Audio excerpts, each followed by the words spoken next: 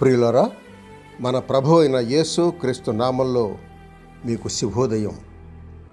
ఆయనను గూర్చి అనుదిన ఆత్మీయ ఆహారం, మే 2 శనివారం. నేటి మన ధ్యాన లేఖనం లూకా సువార్త 8వ అధ్యాయం 16వ వచనం. ఎవడునో దీపము ముట్టించి పాత్రతో కప్పివేయడు, మంచం క్రింద పెట్టడు, కానీ లోపలికి వచ్చువారికి వెలుగు అగపడవలనని దీపస్తంభము మీద దానిని పెట్టును. వ్యాఖ్యానాంశం: పరిశుద్ధాత్మను దుఃఖపరచుకుటే. వ్యాఖ్యానాంశం: పరిశుద్ధాత్మను దుఃఖపరచుకుటే. వ్యాఖ్యానం: క్రీస్తు తానే వెలుగైనవాడు.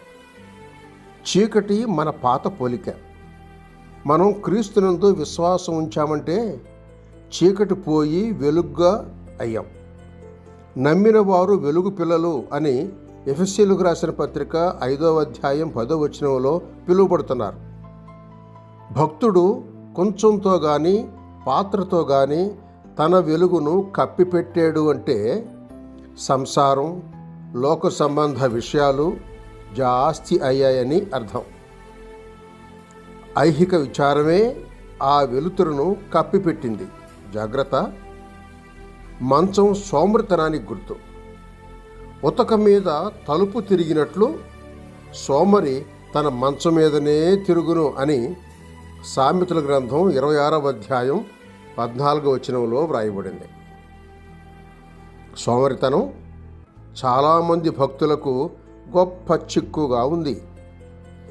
క్రైస్తవ అనుభవం తక్కువైంది దీనికే. బైబిల్ తెలియకపోయినది దీనికే.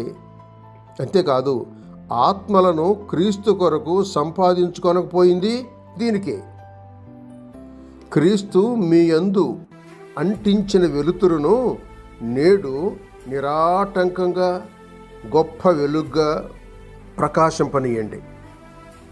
పరిశుద్ధాత్మను దుఃఖపరిస్తే మీ వెలుతురు తగ్గుతుంది. కావున జాగ్రత్తగా ఆత్మతో సహవాసం చేసి ఆయనతో నడుచుకోండి.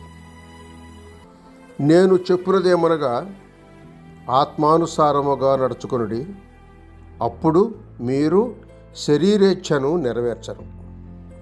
దేవుని పరిశుద్ధాత్మను దుఃఖపరచుకుడి. విమోచన దినం వరకు ఆయన యందు మీరు ముద్రింపబడి ఉన్నారు. గలతీయులకు రాసిన పత్రిక 5వ అధ్యాయం 16వ వచనం, అలాగే ఎఫెసీయులకు రాసిన పత్రిక 4వ అధ్యాయం 30వ వచనం చదవండి. సహోదరుడు సైలస్ ఫాక్స్. శుభములతో వందనాలు.